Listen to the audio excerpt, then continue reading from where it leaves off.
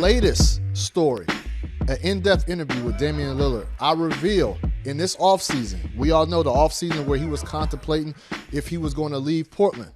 This past offseason, I reveal he met with LeBron James and Anthony Davis for lunch. And it was a meeting just about the pros and cons of potentially leaving or potentially staying.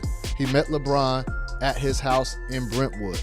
This was a significant chapter in Damian Lillard's career because we all know he bleeds Rip City. He bleeds Portland. He's always said he does not want to leave.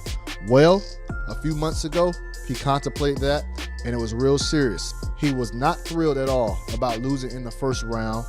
He felt they should have made a deep run, and he called for the organization to make changes with the roster. That didn't happen. So this was his thought process over the first couple of months after the season ended.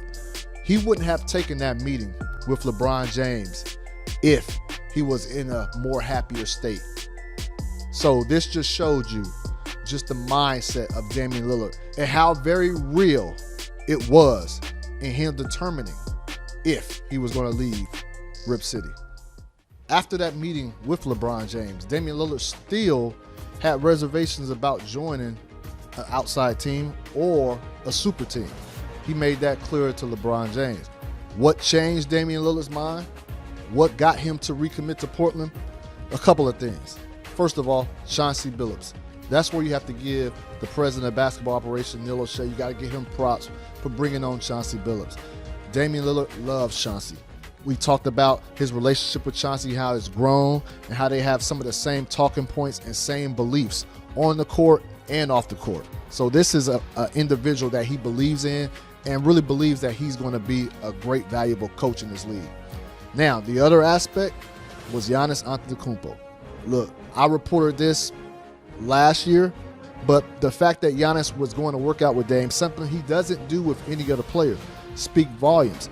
Dame told me that seeing Giannis win in Milwaukee, staying true to his roots, staying with his team, building that way, that inspired him even more.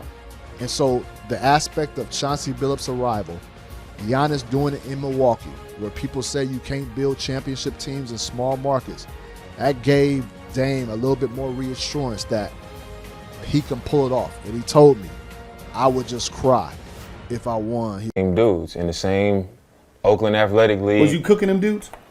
I mean, I always been the same player. That's the crazy. crazy. That's the craziest thing. Like, I always have done the same thing. Right. Like, people that I grew up with now, they like, you play the same way. Mm-hmm. Like, you do the same stuff. And I'm like, I don't change a whole lot. I just keep getting better at what I do. Mm-hmm. And it's been like that since I was younger. So I wasn't really looking at it like, y'all don't know who I am. It was just like, who are the people evaluating? Like, who making the decisions? Because they basically picking who they want it to be instead of looking like, having real evaluation. That was when you really realized that even in high school basketball, a lot of it is politics. Exactly. I experienced that like early. Mm-hmm. Then you start going to these tournaments, and when you moving around through the hotels, you seeing the people who writing and who ranking everybody and all that stuff. You seeing them with certain teams, mm-hmm. and on that team, the number one player, mm-hmm. they coaches with this person, mm-hmm. and some teams got free gear and they wearing sponsor uniforms and all this. And it's like, okay, like we was on 4th Street selling C's candy and magazines and all that for our plane tickets and the rent vans and stuff like that. So it's like I started to see like, okay, it's deeper than just who working the hardest and who hooping. I was like, okay, it's deeper than that. That's when life show you that it be all about who you know and not what you know. Exactly. You know what I mean? Is that still in your mind when you get on that court every night? Is that still in your mind? That whole journey coming up out of the town? I mean, I always carry it with me, but I don't. I'm not emotional about it. Like, I remember when I was in high school and they didn't know. Now I'm just like, I'm gonna keep reminding y'all. And for those that don't know about the town, I'm not saying that the town is the Oakland. Yeah, you know what I mean? The Bay Area, Oakland. Shout out to my man 40 and everybody out there. Too Short. You know what I mean? The whole crew. You know what I mean? Vallejo, Richmond. The whole Yay area. My man Simba out there, he out here doing his thing right now. I just had to You know, for those that don't know what the town is. Simba snapped recently Yeah, he too, snapped boy. it. But it's like, you know, you come, you get up in the league, right? You destroying stuff. But one thing I like about you is you never forget the town. You never forget the people. You know, you got this connection and you got this heart of gold when it comes to the people that come from where you come from. Mm. And we ain't talking about come from where you come from as to geographical and just this name that just come from that struggle. Mm. You know, where did that come? How do that still live in you? I think it's like the simple fact that that's really what I come from. Mm-hmm. You know, I think once you get, and I didn't realize this until I got to the league. Once I got to the NBA and you just see how people operate and you see how people speak and what they think of certain situations. And I just listen and I'm like, okay, like that's not the thinking of a person that comes from what I come from. Absolutely. Or they wouldn't do this or they wouldn't say this or, you know what I'm saying? So you pick up on those type of behaviors and you're like, okay, you know what I'm saying? You just learn. And you also realize that a lot of people say they from something like I'm from, but they show otherwise, you know? And I think what we see is a lot of people become somebody and they say, you know, I'm from here, or where they might be from a place, but then they were just the best basketball player in that area. Like they didn't really grow up in the middle of the stuff that I grew up in the middle of. So like, I carry it with me because I actually was in the middle of all of these things. Like when I go home, like people know me as like, what's up, Dame? Like we went to school together, we caught the bus together. We didn't seen it all together. So now that I'm in the league, I'm just like, I carry that with me because I really come from that. Like that's really who I am. So I don't gotta go out and try to prove it to nobody, or I don't gotta act a certain way or do shit to try to convince people. Like people who know and that come from what I come from and who would know, they're gonna see it. You know, they're gonna see it in you. And that's good enough for me. What one player in the league? Player or play? What one player in the league always give you a hard time? I mean, I don't think nobody always give me a hard time. And that's just the reality. Like some nights I'm gonna play Steph and he gonna get the best of me.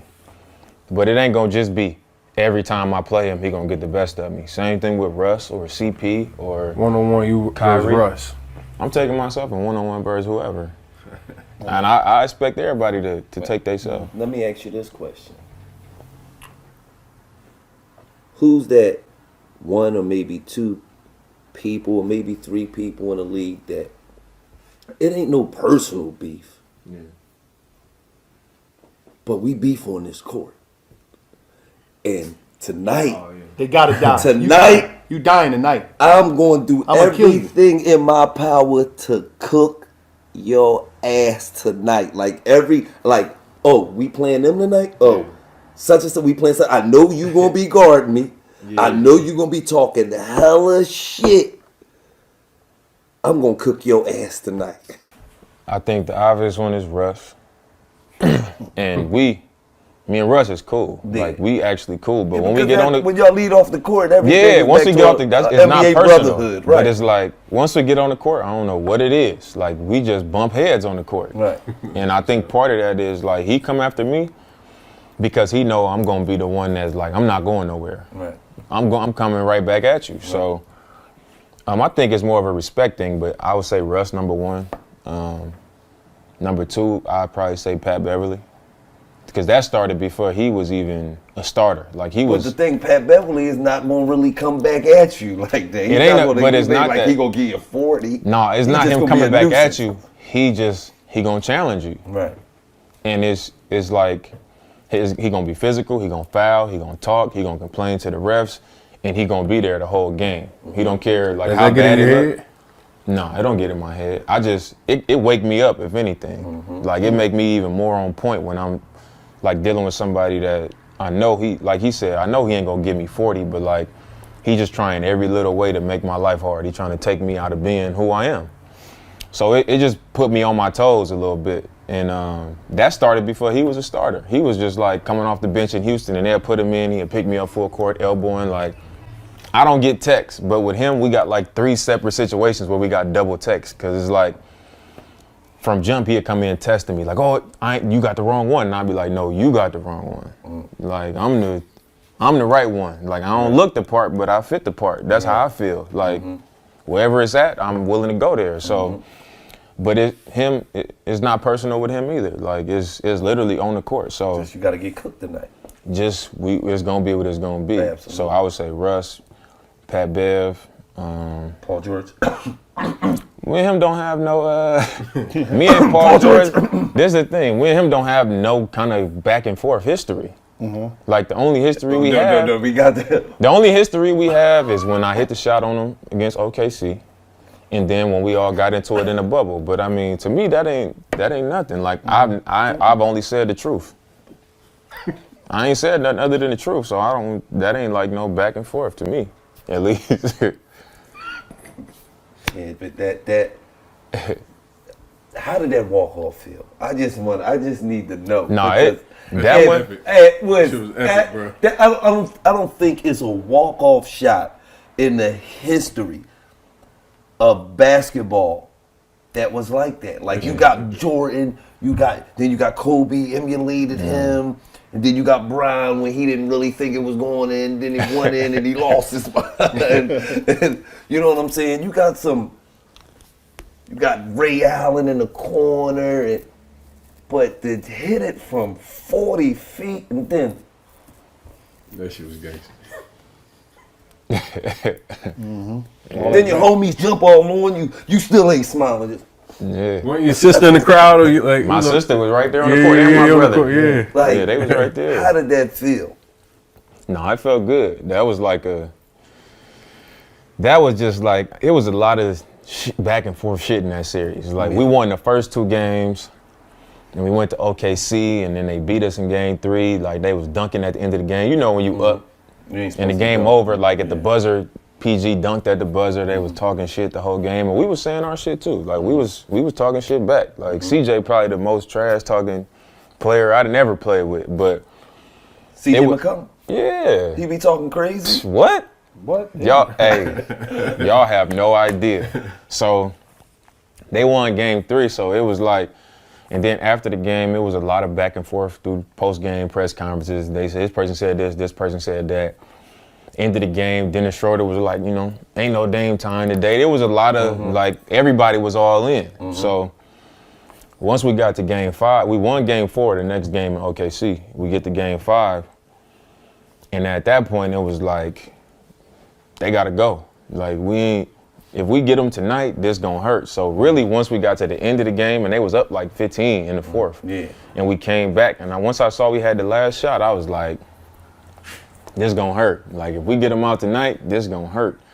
So after I hit the shot, it was like, I just waved. Did you mean to do it? It was that shit was like literally on the spot. Like, I didn't even think of it. You did just was. Yeah, The look though you had on your face was, get y'all asses on everything. That's exactly what I was here. thinking. That was like, I'm not moved left or right. Usually when somebody talking shit or whatever happened, I'd be like, as long as it don't turn physical, like on something else, like I'm usually not moved by it. But in that series, I was like, we have to win. Like, because they talking crazy. Yeah, it was like that. Like, we gotta win. So who the top 5 shit talkers in the league? Like, talk the most shit right now in today's time. Draymond Green got to be on there, and we throwing CJ McCollum on there because I didn't even know. Nah, CJ for sure on the list. I didn't if it know was a top 5, he on the list. Crazy.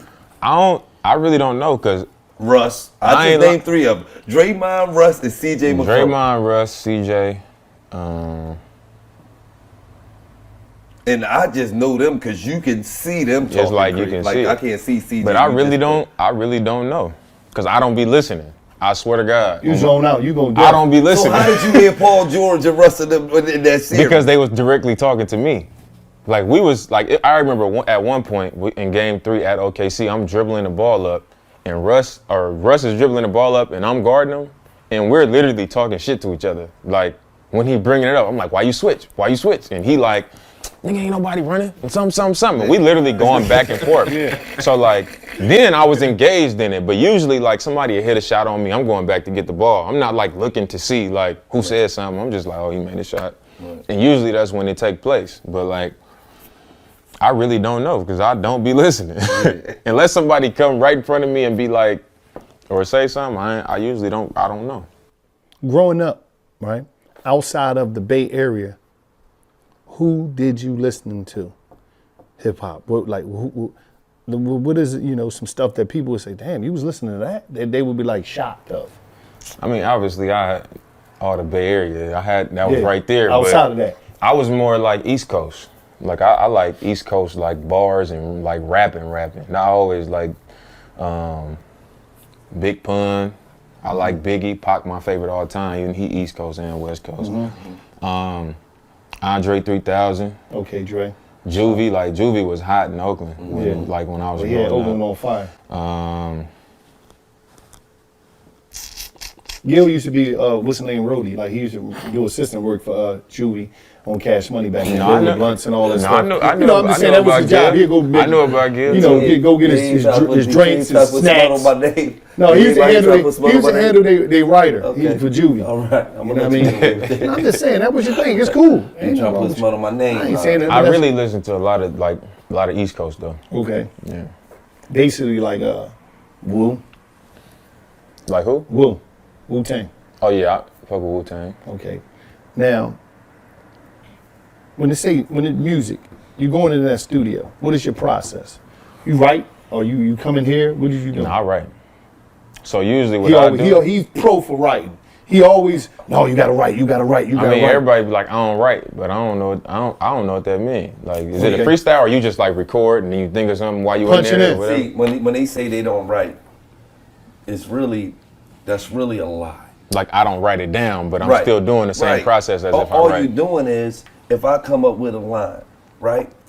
Whatever the line is, right? The truth is, I don't feel y'all niggas. I feel like Shaq. I should kill y'all niggas.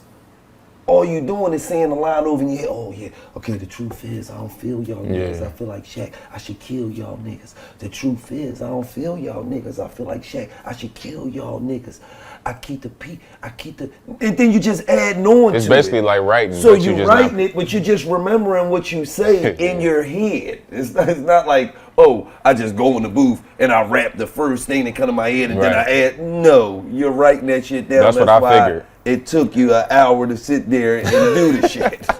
You just didn't write the shit physically on paper because for me, it's easier to remember it in my mind than it is to write it on paper. Because as I'm writing it on paper, the truth is I fuck up the flow of what I'm saying the shit in. You know what I'm saying? So for me, it's always been like that.